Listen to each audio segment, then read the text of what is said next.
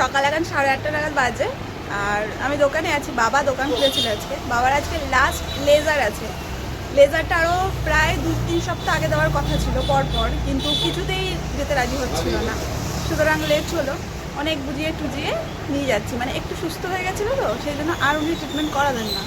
আর laser দেওয়ার পরে ওনার দৃষ্টি সেভাবে ফিরবে না বলেই ছিলেন ডাক্তার। উনি বলছেন যে ফিরছেই যখন না দৃষ্টি, আমি কেন লেজার দেবো। যাই হোক, অনেক বুঝিয়ে সুঝিয়ে আজকে আবার পাঠানো হচ্ছে লাস্ট লেজারটা দেওয়ার জন্যে। গাড়ি এসছে, এখনও রেডি হয়নি, মানে রেগে আছে প্রচণ্ড, ওকে নিয়ে যাওয়া হচ্ছে দরকার। এই ব্যাপার চলছে আমাদের।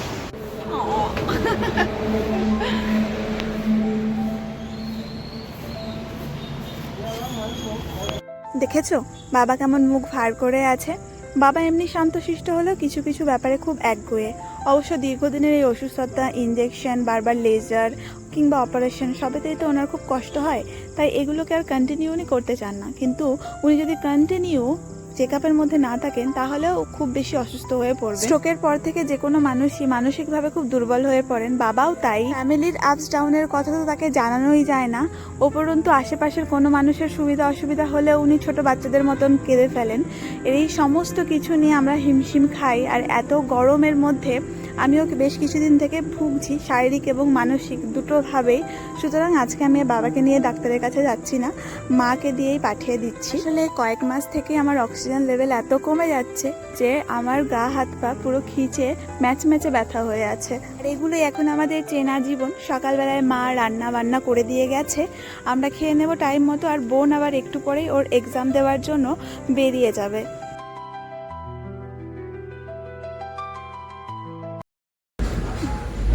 বিকেলবেলাতে আমরা এখন আবার বেরোবো এক ঠাম্মা বাড়িতে, যেখানে গ্রামের দৃশ্য দেখা যায়, এবং এই বিকেলবেলাটা ওখানে দারুণ ভালো লাগে। কিছুদিন আগে গেছিলাম, তখন বাদাম হয়েছিল দেখেছিলাম, চীনা বাদাম। আচ্ছা, সেগুলো আনতে যাচ্ছি। এই যে কোথায় চলে গেল? এই যে এটা কে কে এটা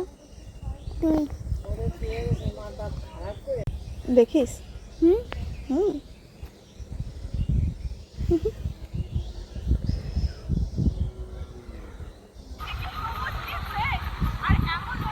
ও দেখছিলি এটা? হুম হুম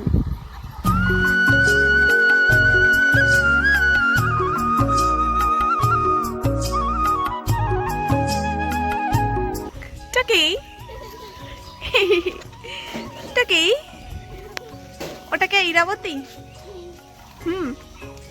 ইরাবতী বল।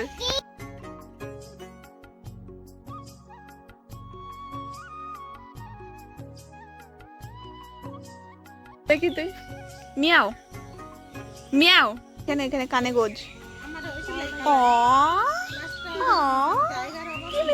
চলো, আজকে আবার আমরা এসেছি টোকাতে, মায়ের না, বাবার মামার বাড়ি। চলো পারি আম। বড় বড় গুলো পার, ছোট গুলো পারিস না, ওইগুলো পার।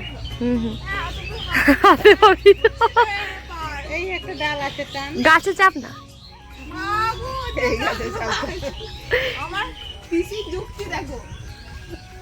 নামা নামা, টান টান, ঝুড়িটা নিচে রাখ।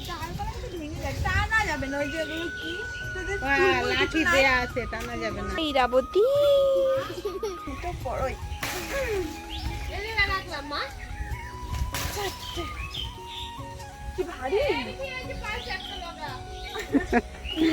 ছোট পাড়া পাইছে ও।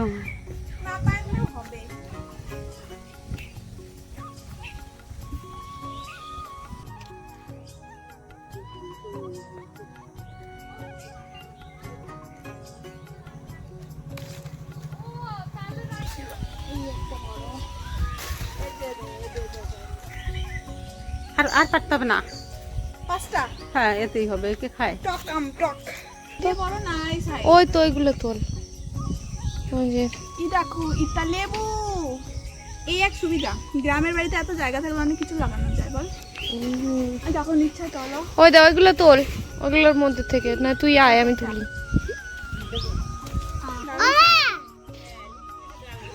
ওখানে কে রে? বল আমি খোকা। মাথায় কি রে? আমের চাকা। খাস না কেন? বিলস না কেন? এবার ধানি লঙ্কা তুলবো, টক আম, টক লেবু, ধানি লঙ্কা না হলে জমবে না, নুনটাও দিয়ে দিস। হ্যাঁ নিয়ে যাবি। এই দেখো মা নুনটা খাবো। হ্যাঁ।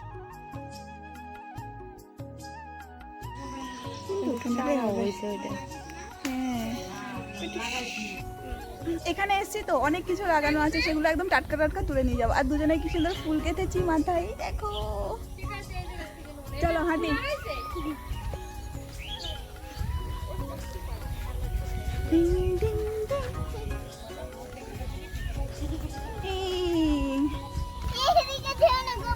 গোবর, এইটা হচ্ছে নদীর পথে যাওয়ার রাস্তা। আর দুপাশে তো জমি থাকবেই, নদী মানেই চাষের জমি থাকবেই থাকবে। তুমি তো বড়ই হচ্ছ না, তুমি ছোট হয়ে গেছো। তো অনেক কিছু চাষ করা হয়, এক এক সিজনে এক এক রকম। এখন বাদাম গাছ এই দিকটাতে রয়েছে, আর সামনের বাদাম গাছগুলো তুলে ফেলা হয়েছে। তোকে কেন তুই নদীতে গিয়ে দেখতে পারবি না? এখানে চুপ করে দাঁড়াও, এখানে চুপ করে দাঁড়াও। দিক না দুটো রে ফস করে এই! দৌড়াই আসবি দেখ। এই দেখো বাদাম গাছ, দেখিস নাড়াচাড়া দিস না তুই। নাড়াচাড়া আগে দিয়ে নে, পাওয়া যায় না। বাপরে বিরাট বড় উৎপাত। চন্দ্রকোনা কিন্তু মামন। তুমি একটু চুপ করো না তোমরা, এই জন্য তোমাদেরকে ভিডিও করতে না। কি অবস্থা দেখো, আমাকে গরু হয়েছে ভিতর ডিম লাগবে নাকি? বাদাম এটা তো সুন্দর হয়েছে, পুষ্ট হয়ে গেছে। বাদামের ফুল এইটা এরকম কচি গাছ থাকে, নিয়ে এগুলোকে উঠিয়ে উঠিয়ে শুকনো দিয়ে দেয়। দেখো বাদামগুলো এরকম উঠিয়ে রেখে দেয়, দিয়ে তারপরে মুনিশ আসে নি ছাড়ি ছাড়ি না এরকম করে গুলো হয়ে গেলাম। কত গোটা জমি এরকম পুরো রেখে দিয়েছিল। চলো আমি আর বনু এখন বাদাম জমিতে নেমেছি, বাদাম ওঠানো হয়ে গেছে। এই বাদাম খাচ্ছি, ছেঁড়া হয়ে গেছে বল বাদামগুলো। এখানে থাকে নাই। আসো আয়, এবার তুই কাছে কাছে আয়। এই দেখো কত বাদাম ছাড়িয়েছে, এগুলো একটা জমির বাদাম। ওটা কি করতে হবে? এই দেখো বাদাম বেঁকে গেছে জুড়ি। কি ধুলো না বনু, একটা ছাড়াই। দেখি কি অবস্থা বাদামের। আগে যখন এসেছিলাম তখন পুরো সাদা দুধের মতন ছিল, আর এখন এই যে কি সুন্দর একটা কালার এসছে, হালকা পিঙ্ক পিঙ্ক। খাবি?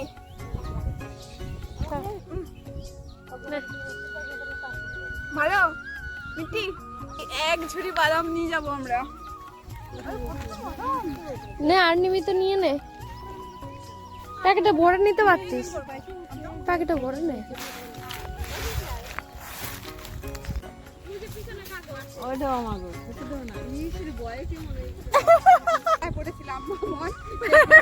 পিছন পিছন ছুটতে জানিস, আমি স্কুটি নিয়ে যাচ্ছি, গরুটা আমার পিছন পিছন ছুটছে ঘুরতে হবে বলে। উঠতে উঠতে পেছন পেছন ছুটছে। এবার গেল একজন আবার বাইক নিয়ে যাচ্ছে, বাইকের পেছন পেছন ছুটছে, এবার তাকে ঘুরতে গরু বলো গরুওয়ালা নিয়ে বলছে যে এই রে আবার আরেকজন আসছে করে দেখা ওই কোটায় বেশি আছে।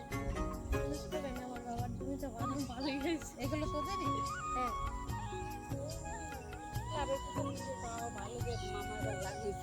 দাদু আমার জমিদার, কত জমি দেখেছো?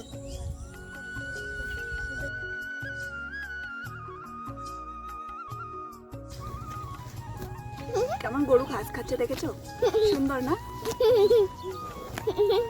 ধরলে কিছু হবে না তো?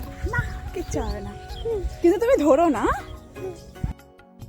এখানে এসে দেখছি এই যে তাঁবুগুলো দেখা যায়, এখানে বাদাম শুকোতে দেওয়া হয়েছিল সারাদিন, এবং বিকেলের পরে এগুলোকে গুছিয়ে নেওয়া হচ্ছে। এখনও অনেকের বাদাম সেই গাছেই মাটিতে আছে, এবং কারো কারো বাদাম গাছ থেকে ছাড়ানো হয়েছে এবং এভাবে শুকোতে দেওয়া হয়েছে। যে কোনো ফসল ফলাতেই কিন্তু অনেকটা পরিশ্রম থাকে এবং অনেকগুলি পর্যায় থাকে। এখন মাঠে নানান কিছু জিনিসপত্র তুলে এসে বসে পড়েছি। আমার বোনও আমার কোলেই বসেছে। শান্তি লাগছে দেখ।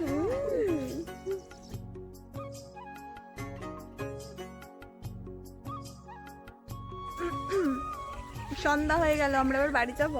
না আমি অনেক দেখবো। এখানেই থাকবি? তাহলে থাক, টাটা টাটা। না বাড়ি যাবো না। তাহলে কি করবো? কালকে যাবো। কালকে যাবো? আমি বাড়ি যাব না, তোর বাড়িতে থাকবো। হ্যাঁ ব্যাংক থাকবে, থাকবো না। আর এদিকে এক চাষির আলু প্রায় পচেই গেছে, সেগুলোরই এখন ব্যবস্থা করে নিচ্ছে। আসলে আলুর দাম এবারে এখনও সেভাবে বাড়েনি। আর এদিকে আমি বাড়ি আসবো শুনে ওই পুচকিটা তো কান্নাকাটি শুরু করে দিয়েছে। এর পরের পর্বগুলোতে খুব ভালো করে দেখতে পারবেন বাচ্চারা কেন যে আমাকে এত ভালোবেসে ফেলে। আয় আমার কাছে যাবো না, আয় বলো। তাহলে তুমি কেন না, তাহলে তুমি কেন না। উনুনে রান্না করি গা। কি রান্না করব আজকে? সেই ভাতের হাঁড়িটা রয়েছে না, দাদি দুটো চাল দেন, চাল দেন, চলো। রান্না করি গা। কি সুন্দর আমরা এই করছি। অনেক বুঝিয়ে সুঝিয়ে পুচকুটাকে তার বাড়িতে রেখে আমি আমার বাড়িতে এসেছি। আর এই পৃথিবীতে এই বাচ্চাদের কাছ থেকে যে নিঃস্বার্থ ভালোবাসাগুলো পাই, এটা আমার কাছে বিরাট শান্তির একটা কারণ। আর বাড়ি ফিরেই আমি আর মা সন্ধ্যাবেলাতে দোকানে রয়েছি, আর এদিকে ঘরে রয়েছে আমার বাবা আর বোন। ওরা গোপাল ভাইয়ের কার্টুন দেখছে, আমি এক্ষুনি খেতে গেছিলাম তখন দেখলাম। আমার বোনের কমেন্ট হচ্ছে, যা তুই আর তোর মা এখন খাটগা, আমি আর আমার বাবা একটু আয়েস করে গোপাল ভাই দেখবো। ওদের দৃশ্যটা একবার আপনাদেরকে দেখাই, চলুন। পাপি और পিটি প্যার কাহানি। পাত্তা দিল না গো আমাকে। গোপাল বাদ দেখছে এখন ওরা। গোপালের বউটাকে পছন্দ। দেখুন মহারাজ, আপনার সাগরের গোপাল উনি দোলাতে দোলাতে চলে